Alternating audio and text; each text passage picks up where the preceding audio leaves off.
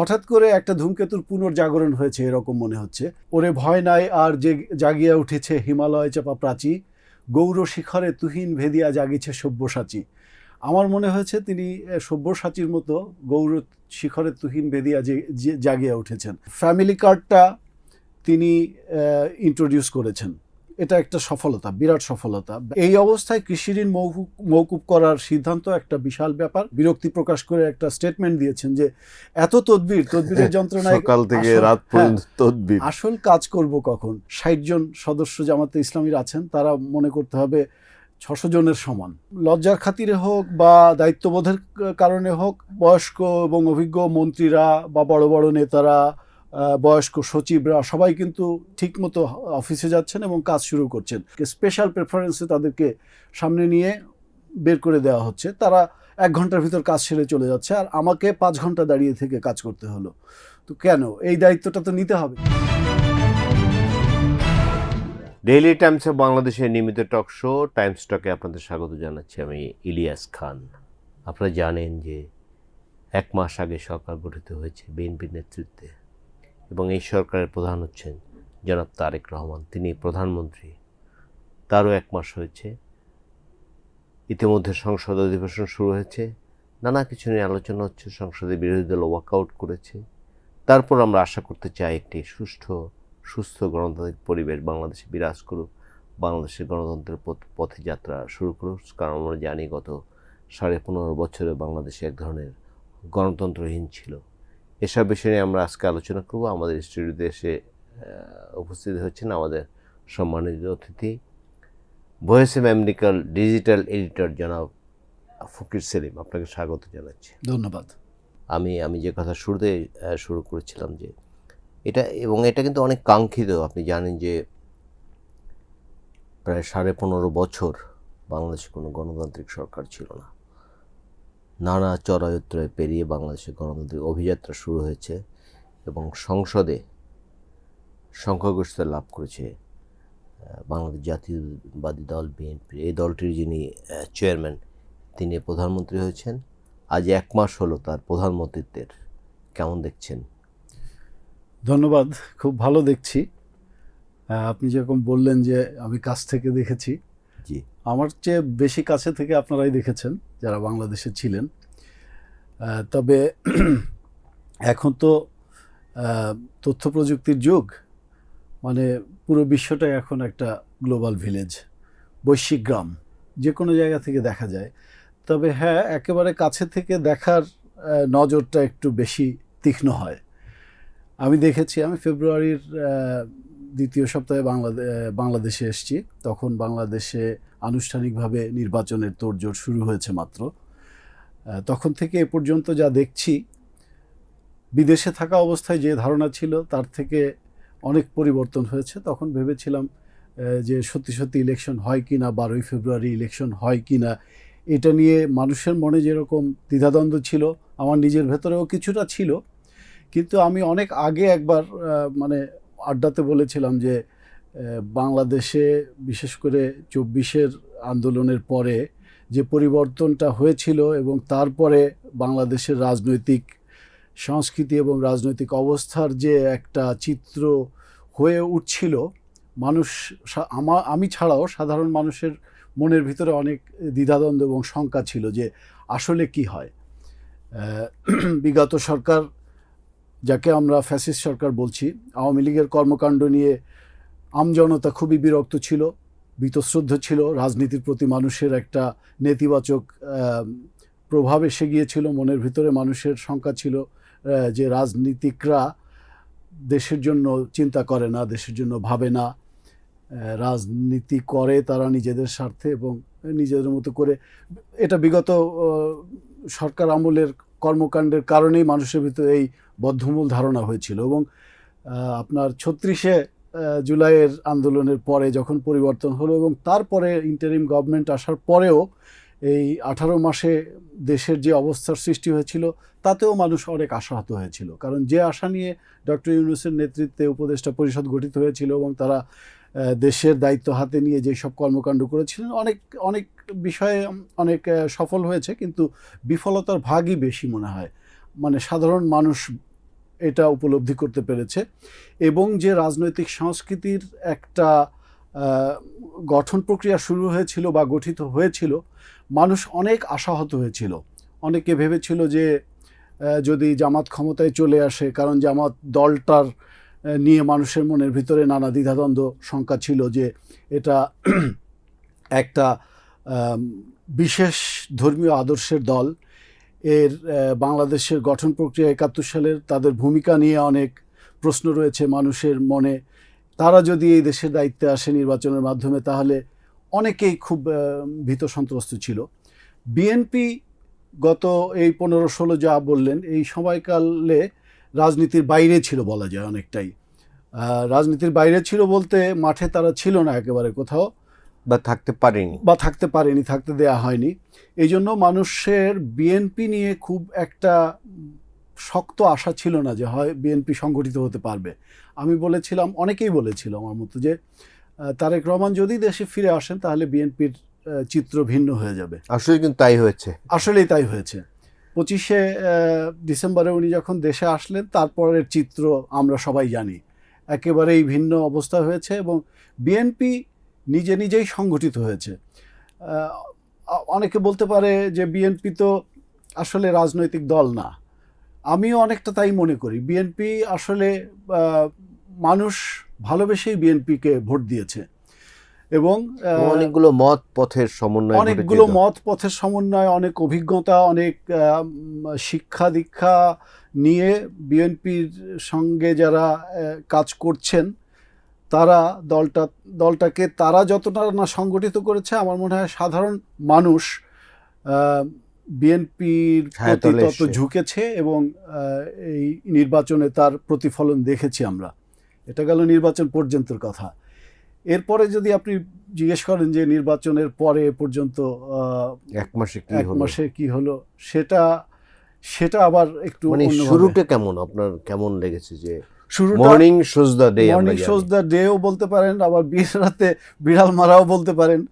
এটা কিন্তু একটা খুবই ইতিবাচক বিষয়।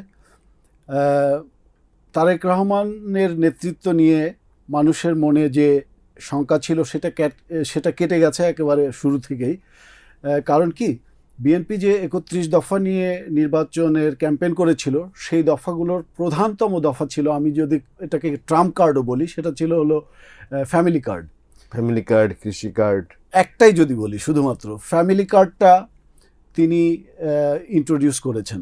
এটা একটা সফলতা, বিরাট সফলতা। ব্যাপক হারে হয়তো সময় লাগবে, কারণ এটা একটা বিশাল ৩৭,০০০ পরিবারকে পাইলট প্রজেক্ট হিসাবে যেগুলো শুরু করেছেন, এই শুরু করা নিয়েও আমাদের ভিতরে অনেক প্রশ্ন ছিল, কিন্তু শুরু হয়েছে অলরেডি। এবং অন্যান্য ঢাকা, এটা কিন্তু বিস্ময়কর, কারণ আমরা জানি যে এই নির্বাচনের প্রতিশ্রুতি দেয় নানা কিছু, বাট পরে কিন্তু ভুলে যায়। বাট তিনি কিন্তু মাত্র 17-18 দিনের মধ্যে কার্ডটি বিতরণ করে দিয়েছেন। এটাই তো বলছি, ভুলে যায় কিনা জানি না। এটা রাজনীতির একটা হয়তো নীতিই হতে পারে যে ভুলে যেতে হবে আমাদেরকে, কারণ মানুষের ভিতরে ওই পুরনো ধারণাটা রয়ে গেছে যে ক্যাম্পেইনে যা বলছেন, যেই সব এজেন্ডার কথা বলা হচ্ছে, সেগুলো হয়তো নির্বাচিত হওয়ার পরে ভুলে যাবেন। অনেক নির্বাচনের আগে অনেক কন্টেন্ট দেখেছি, একদল আরেক দলকে ছোট করার জন্য বলেছে যে চেয়ারম্যান সাহেব নির্বাচিত হলেন, নির্বাচনের আগে কি করলেন, নির্বাচনের পরে এগুলো আর মনে থাকে না তার। তো এটা আমাদের সংস্কৃতি, রাজনৈতিক এবং সামাজিক সংস্কৃতি হয়েছে। কিন্তু তারেক রহমান, মাননীয় প্রধানমন্ত্রী তারেক রহমানের কর্মকাণ্ডে সেটা আমার এখনো পর্যন্ত মনে হচ্ছে না যে তিনি ভুলে গেছেন বা ভুলে যাচ্ছেন। তিনি কিন্তু অলরেডি খালকাটে কর্মসূচি শুরু করছেন, আজই উদ্বোধন করলেন। তো আপনি অন্য এজেন্ডাগুলোর কথা বাদ দিয়ে, যেগুলো এজেন্ডায় ছিল না, সেই সব কর্মকাণ্ডে সূক্ষ্ম জিনিসের দিকেও যদি তাকান, তাই বলে মনে করবেন না যে আমি বিএনপির পক্ষে কথা বলছি। না, আমি একদম মাঝখানে সারা জীবন সাংবাদিকতা করেছি, কোনো দলের পক্ষে কখনো কাজ করিনি বা কথা বলিনি। প্রধানমন্ত্রী অফিসে যাচ্ছেন, প্রোটোকল নিচ্ছেন না, তিনি বিরাট গাড়ি বহর না নিয়ে রাস্তায় সাধারণ মানুষের সঙ্গে চলছেন এবং 9টার ভিতরে অফিসে যাচ্ছেন। অন্যদেরকে তিনি বলছেন, রিকোয়েস্ট করছেন যে আমরা সবাই যেন সময় মতো অফিসে হাজিরা দেই।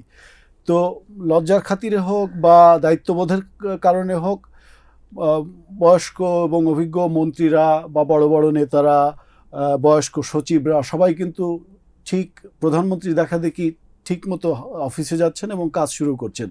তো অন্য সব কিছু বাদ দিয়ে যদি এই একটা বিষয়কে আমরা ধরি যে আমরা ঠিক 9টার অফিস 9টার থেকে শুরু করছি, তাহলে বিরাট একটা দিন পাওয়া গেল এবং কোনো পেন্ডিং ফাইল থাকবে না, দিনের কাজ দিনে শেষ হয়ে যাবে। এই কাজটিও যদি একেবারে তৃণমূল পর্যায় পর্যন্ত আমাদের প্রশাসনে ঠিকমতো পালন করে তাহলেও কিন্তু একটা বিরাট পরিবর্তন। আমি একটা বাস্তব চিত্র বলি, আমি মাঝে মাঝে সচিবালয় যাই। জি, সচিবালয়ের বড় কর্মকর্তা থেকে শুরু করে ছোটখাটো জব যারা করেন সবাই কিন্তু এখন খুব পাঞ্চুয়াল হয়ে গেছে, এবং এর প্রভাব কিন্তু গ্রামে গঞ্জে যে অফিসগুলো আছে, সরকারি অফিসগুলো সর্বত্র কিন্তু ছড়িয়ে পড়েছে। তো এইটা তো বিরাট একটা ইতিবাচক বিষয়। 9টায় অফিসে আসতে হবে, এটি কিন্তু অনেক অনেক কর্মকর্তা ভুলে গিয়েছিলেন, হ্যাঁ, কিন্তু এখন কিন্তু সবাই আসছেন। এগুলো সবই ইতিবাচক বিষয়, কিন্তু বাংলাদেশের পুনর্গঠনে আসলে তো বড় বড় চ্যালেঞ্জ রয়েছে। যেই চ্যালেঞ্জগুলো মোকাবেলা করতে খুব শক্তভাবে এই সরকারকে এগুতে হবে। কারণ এই সরকারে যারা এই মুহূর্তে ক্যাবিনেটে এসছেন কিংবা অন্যান্য জায়গায় সরকারিভাবে বা দলীয়ভাবে যাদেরকে অ্যাপয়েন্টমেন্ট দেওয়া হয়েছে, তাদের চ্যালেঞ্জগুলো হচ্ছে সিস্টেমের বিরুদ্ধে নিজেদেরকে প্রতিষ্ঠা করা। গত 15 বছর বা 20 বছর বা তারও আগে, স্বাধীনতার পর থেকে এ পর্যন্ত আমাদের প্রশাসনে যে পদ্ধতিটা সৃষ্টি হয়েছে, সেই পদ্ধতি আমলাতান্ত্রিক জটিলতা বলেন বা দলীয় প্রাধান্যের কারণে এক ধরনের স্বজনপ্রীতি বা নানান জায়গা অনিয়ম দুর্নীতি যেগুলো সৃষ্টি হয়েছে, এগুলো বদলাতে হলে খুব শক্তভাবে এটাকে ডিল করতে হবে। তার উপরে রয়েছে বিরোধী দলের চাপ। বিরোধী দল বলতে আমি বলছি যে নির্বাচনে আগে পর্যন্ত অনেকেই চিন্তা করেছিল যে হয়তো জামাতে ইসলামী ক্ষমতায় আসবে বা এনসিপির একটা বিরাট প্রভাব থাকবে, আছে, সেটাও কম নয়। বিরোধী দল প্রায় 80টার মতো আসন পেয়েছে জোট। তো এইটা সংসদে বিভিন্ন বিষয় পাশ করা কিংবা কোনো কাজকর্ম করার ক্ষেত্রে অনেক ক্ষেত্রেই হয়তো বাধা হয়ে দাঁড়াবে, সেগুলোকে খুব ট্যাক্টফুলি মোকাবেলা করতে হবে। এবং আপনি জানেন যে কৃষি ঋণ, যেটি 10,000 টাকা কৃষি ঋণ ছিল, জনাব তারেক রহমান তিনি কিন্তু প্রতিশ্রুতি দিয়েছিলেন, নির্বাচনী ইশতেহারে ছিল যে এই ঋণটি তিনি মাফ করে দিবেন। এটি কিন্তু অলরেডি এটা যদি বাস্তবায়ন করা হয় তাহলে বাংলাদেশের জন্য একটা বিরাট ইতিবাচক পরিবর্তন আসবে। কারণ আমরা বলি বাংলাদেশ হচ্ছে কৃষি প্রধান দেশ, যদিও আমাদের এই মুহূর্তে মানে কৃষি প্রধান দেশ কেতাবি কথা, কিন্তু কৃষির সেই উন্নতি আমরা এখনো পর্যন্ত দেখতে পাই না। এখনো পর্যন্ত আপনি যদি মানে জাপান, চীন বা উন্নত কৃষি যে দেশগুলো আছে, ইভেন আমেরিকা, তাদের সঙ্গে তুলনা করেন তো একেবারে ধারের কাছেও নেই বাংলাদেশ। এখনও সনাতন পদ্ধতিতে অনেক জায়গায় চাষাবাস হয়, আধুনিক পদ্ধতিতে কৃষি বা মৎস্য বা অন্যান্য যেসব কৃষি সেক্টর আছে এইসব জায়গাতে উৎপাদন প্রক্রিয়া শুরু হয়নি। তো কৃষকরা মানে তাদের জীবন পার করতেই হিমশিম খায়, তার উপরে কৃষির যে আনুষঙ্গিক উপকরণ এগুলো কেনার সামর্থ্য তাদের হয় না। তো এই অবস্থায় কৃষি ঋণ মওকুফ করার সিদ্ধান্ত একটা বিশাল ব্যাপার, এবং এইটা যদি সত্যি সত্যি তৃণমূল পর্যায়ে গ্রাম পর্যায়গুলোতে বাস্তবায়ন করা হয়, বাংলাদেশের কৃষকরা অনেক অনুপ্রেরণা পাবে এবং নতুন নতুন উদ্ভাবনের জন্য, কৃষি উদ্ভাবনের জন্য তারাও এগিয়ে আসবে। মানে সকল পর্যায়ে এটা একটা উন্নতির ছাপ পড়বে, প্রভাব পড়বে।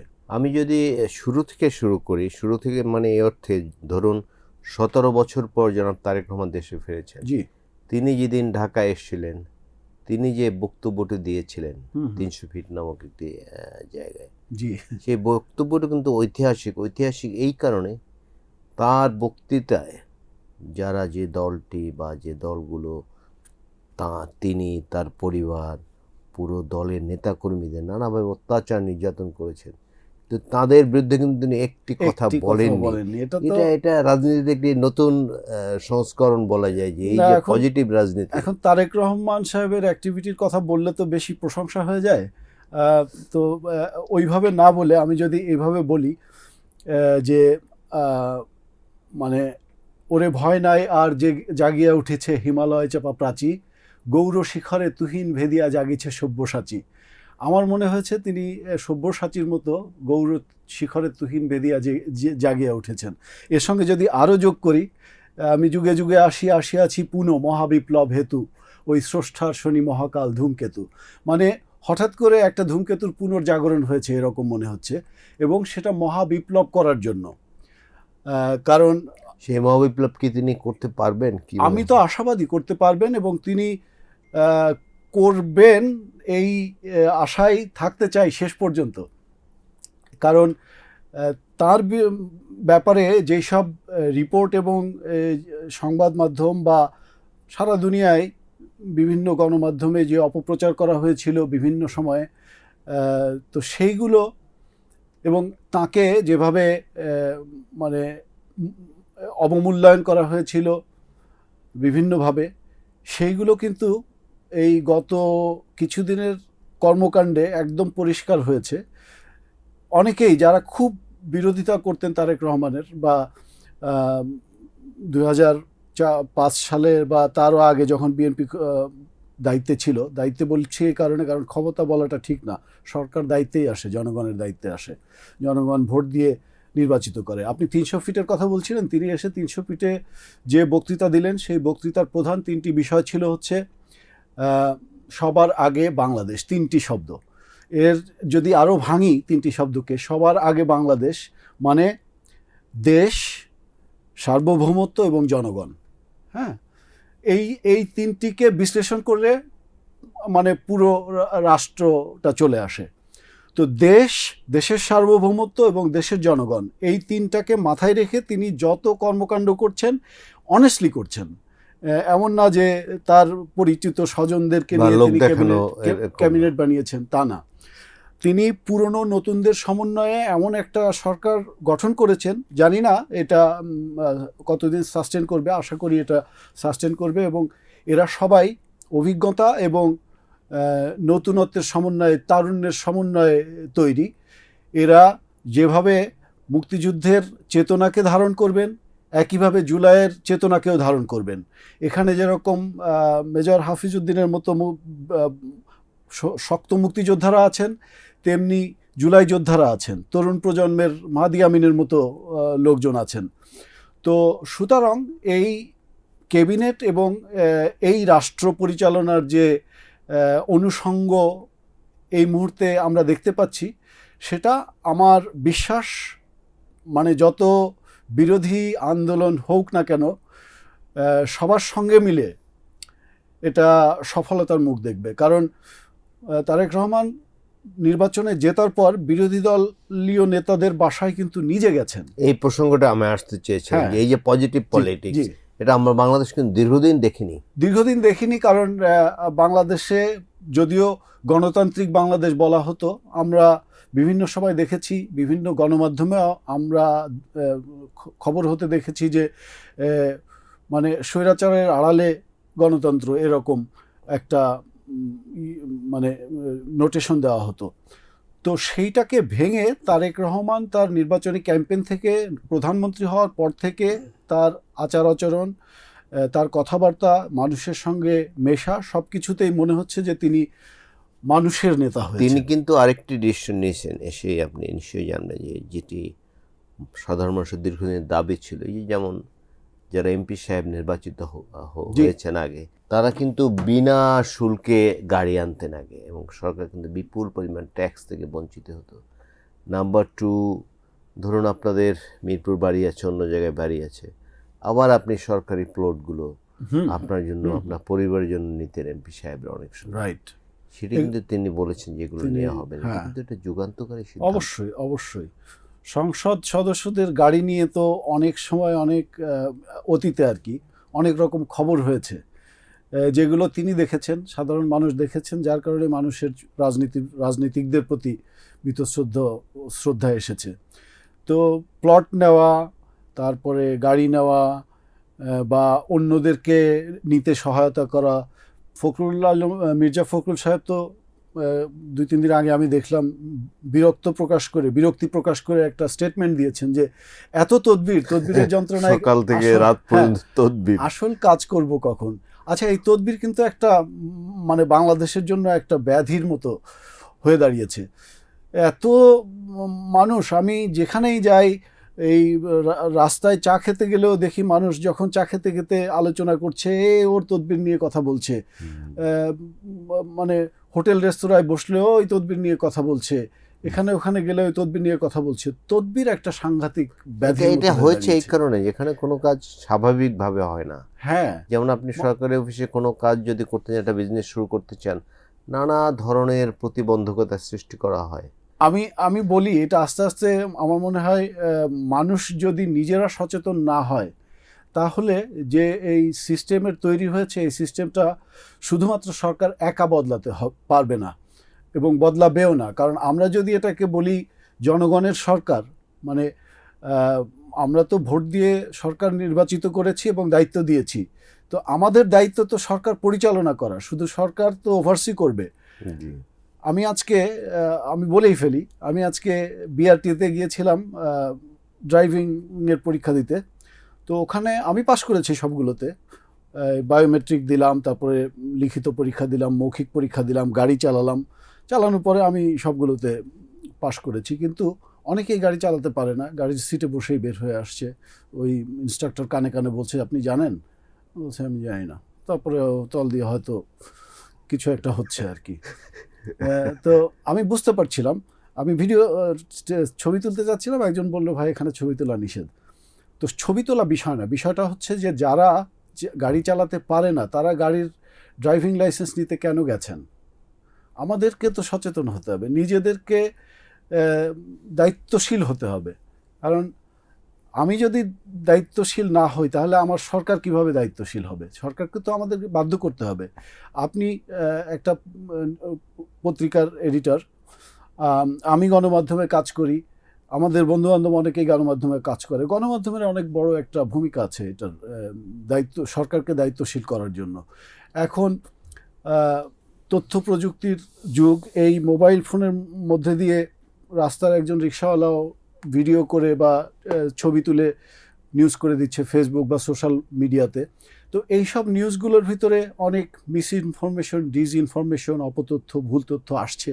এগুলোকে যাচাই বাছাই করে আমাদেরকে সঠিক তথ্য পত্রিকা বা টেলিভিশনে বা অন্য গণমাধ্যমগুলোতে তুলে ধরতে হবে এবং সরকারের কর্মকাণ্ডের সমালোচনা করতে হবে।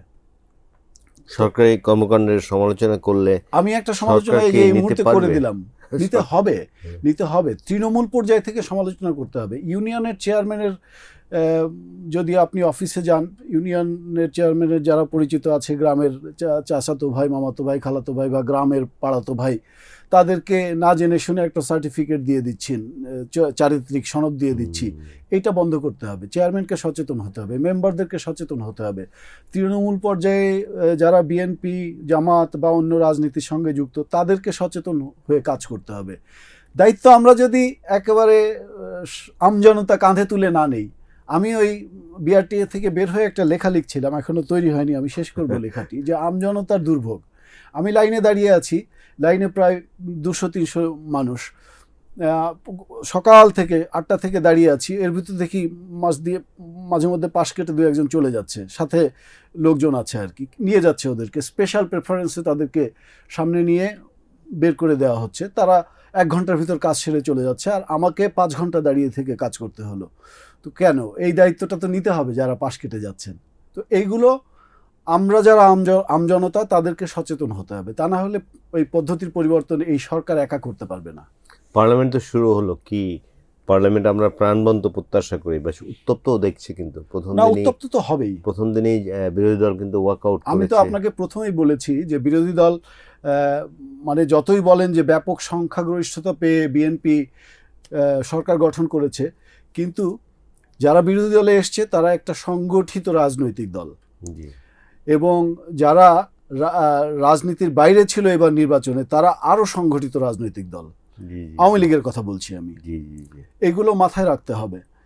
সংসদে আমি সংখ্যাগরিষ্ঠ হয়েছি এবং আমি যেটা করব সেটা হয়ে যাবে, এটা না। এটা আমরা সংসদের প্রথম থেকেই দেখছি। জামায়াতে ইসলামী বাংলাদেশের, আমি যদি এই মুহূর্তে, যেহেতু আওয়ামী লীগ নাই, বলবো সবচেয়ে সংগঠিত রাজনৈতিক দল। তারা তৃণমূল পর্যায় থেকে একেবারে স্কুল কলেজে যেভাবে মানুষ লেখাপড়া করে আস্তে আস্তে একদম আস্তে আস্তে শিক্ষিত হয়ে মাস্টার্স পাশ করে পিএইচডি করে বের হয়ে একজন মেধাবী মানুষ হয়ে বের হয়, শিক্ষিত মানুষ হয়ে বের হয়, জামাতে ইসলামী যারা করে তারা একদম ছোটকাল থেকে এই শিবিরের যে সদস্য সেখান থেকে শুরু করে শেষ পর্যন্ত বের হয়ে একেবারে সংগঠিত একজন রাজনীতিবিদ হয়েই বের হন।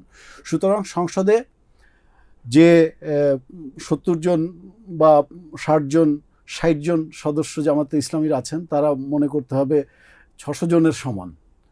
হ্যাঁ, তো এটা খুব সহজ হবে না। আমরা তো আগে বিরোধী দল দেখেছি যে এটা আরেকটু বলি, এটা সহজ না হওয়াই ভালো, বরং এরা যদি চাপে রেখে দেশের জন্য কল্যাণকর কিছু করতে পারে সেটা আমাদের সকলের জন্য ভালো হবে। সেটাই বিরোধী দল মূল কাজ আসলে, মূল কাজ। এবং তারা কিন্তু ঘোষণা করেছে তারা একটু শ্যাডো মন্ত্রিসভা গঠন করবে, যে ভালো, এটা খুবই ভালো, ওয়ার্ল্ডে যেরকম আছে এটা খুবই ভালো।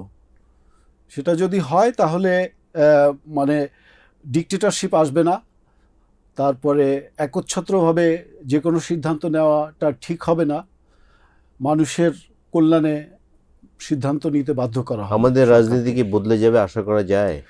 আমাদের প্রধানমন্ত্রীর কর্মকাণ্ড দেখে কিন্তু মনে হচ্ছে বদলে যাবে রাজনীতি, বিশেষ করে পালের গোদা যিনি, তার যদি কর্মকাণ্ড ইতিবাচক হয় তাহলে এটার প্রভাব সারা দেশে পড়বে। তারেক রহমান ইভেন আপনি যদি এই ইলেকশন ক্যাম্পেইনের সময় দেখেন, তিনি কনভেনশনাল রাজনীতিবিদরা যেরকম মঞ্চে উঠে পোডিয়ামে দাঁড়িয়ে মাইকের সামনে বক্তৃতা করেন সেরকম বক্তা নন। তিনি মাইক নিয়ে হেঁটে হেঁটে কথা বলছেন, জনগণের মাঝ থেকে দু একজনকে ডাকছেন, তাদের মতামত নিচ্ছেন। এটা একটা ভিন্ন রাজনৈতিক সংস্কৃতির সৃষ্টি হয়েছে, এবং এটা আমার মনে হয় যে এই প্রজন্ম যারা, আমাদের পরের প্রজন্ম যারা, বা এখন জেন জির পরে আবার একটা আলফা বেটা থেটা প্রজন্ম আসছে, তারা কিন্তু এগুলোকে নিচ্ছে এবং নেবে। কারণ তারা শুধুমাত্র এই দেশের রাজনীতিকে ফলো করে না, তারা সোশ্যাল মিডিয়াতে সারাক্ষণ বিদেশের পলিটিশিয়ানদের দেখছেন, উন্নত বিশ্বের কর্মকাণ্ড দেখছেন, তথ্য প্রযুক্তির উন্নয়ন কোথায় হচ্ছে দেখছেন।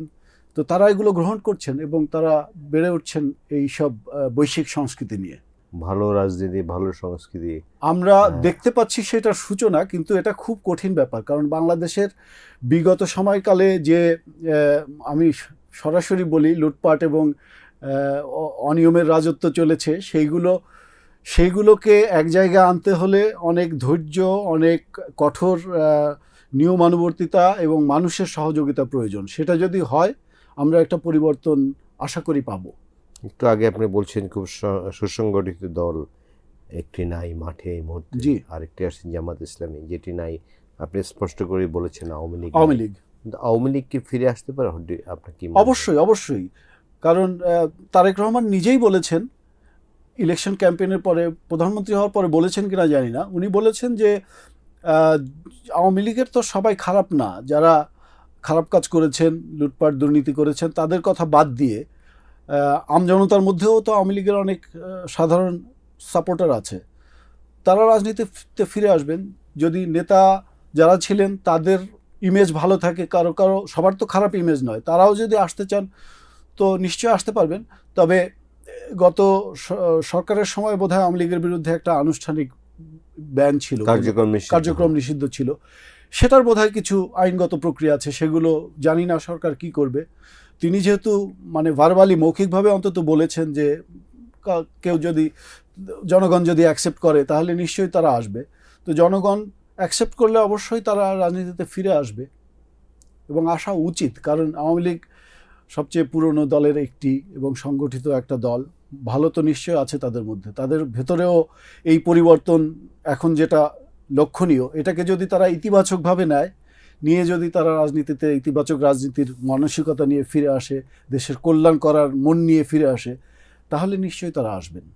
আপনি তো দীর্ঘদিন দেশের বাইরে ছিলেন, মাঝে মধ্যে আসেন আবার যান, এই গত 1.5 বছর আপনার কথার শুরুতে আমরা শুনেছিলাম আমাদের যে প্রত্যাশা ছিল একটি ভিন্ন ধরনের বাংলাদেশ, সেটি আমরা পাইনি। আপনি দেখেছেন যে নানা ধরনের মানুষের এই ধরনের মাজার পুড়িয়ে দেওয়া হয়েছে, বিভিন্ন জায়গায় মব সৃষ্টি করা হয়েছে। এক ব্যক্তিকে যেরকম দেখলাম যে মেয়ের গাছের সঙ্গে টানিয়ে আবার তার গায়ে আগুন ধরিয়ে দেওয়া হয়েছে, সংবাদপত্র অফিস জ্বালিয়ে দেওয়া হয়েছে। এসব বিষয়গুলো আপনাকে কতটা পীড়া দেয় এবং এর থেকে মুক্তির রাস্তা কি আসলে আমাদের? আমি তো বললাম যে বিগত সময়ের যে আমাদের রাজনৈতিক সংস্কৃতি, সামাজিক সংস্কৃতি, মানে ব্যক্তি সংস্কৃতি, এগুলো একটা মানে কি বলবো, পচা ঘায়ের মতো অবস্থা হয়েছে। এগুলো থেকে বের হয়ে আসা খুব সহজ নয়। কিন্তু যে বিষয়গুলো আপনি উল্লেখ করলেন, গত 2-3 দিন আগে আমি প্রথম আলো অফিসের সামনে যাইনি, সেদিন গিয়েছিলাম কোনো একটা কারণে। আমার খুব খারাপ লেগেছে। প্রথম আলোকে আমি ছবি তুলে নিয়েছি যে এরকম একটা পত্রিকা অফিস এইভাবে পুড়িয়ে দিতে পারে। আমি আশেপাশের মানুষদের জিজ্ঞেস করছিলাম, আমি তো বাইরে থেকে দেখছিলাম, ভিতরেও কি পোড়ানো? বলছিল যে হ্যাঁ। তো এটা খুবই অন্যায় কাজ। তারপরে মানুষকে, একজন মানুষ আর একজন মানুষকে মেরে জঘন্যভাবে মেরে ফেলতে পারে, সে তো মানুষই না। তার ভিতরে যদি বিন্দুমাত্র মানসিকতা থাকে, এগুলো কিন্তু খুব দু একটা উদাহরণ, এগুলো কিন্তু ম্যাসিভ আকারে না। সারা দেশের মানুষ কিন্তু ভালো। এক দুজন যে পচা ঘা, এই ঘাগুলোকে, এই ক্ষতগুলোকে আমাদের পরিষ্কার করার জন্য খুব শক্তিশালী পদক্ষেপ নিতে হবে। এবং আমি সেটাই বললাম যে এই সরকার যে মানে শুরু থেকে যে কাজগুলো ইতিবাচকভাবে শুরু করেছে, আস্তে আস্তে যদি এগুলোর প্রতি নজর দেয়, এবং আপনি কয়েকটা বিষয় উল্লেখ করেছেন, চাঁদাবাজি শব্দটা উল্লেখ করেননি, মব বলেছেন। চাঁদাবাজিও একটা জঘন্য। তদবির, চাঁদাবাজি, মববাজি, এইগুলো বন্ধ করতে ধীরে ধীরে করলে হবে না, এগুলো কিন্তু আশু পদক্ষেপ নিতে হবে। আমরা আমাদের এই প্রত্যাশা যেন পূরণ হয়, দেশ যেন সামনের দিকে এগিয়ে যেতে পারে, রাজনৈতিক দলগুলো সব ঐক্যবদ্ধভাবে বাংলাদেশকে সামনের দিকে এগিয়ে নিক, এই প্রত্যাশা ব্যক্ত করে আমাদের অনুষ্ঠান আজকে শেষ করছি। আপনাকে আবারও ধন্যবাদ আমাদের স্টুডিওতে আসার জন্য। ধন্যবাদ আমাকে আনার জন্য।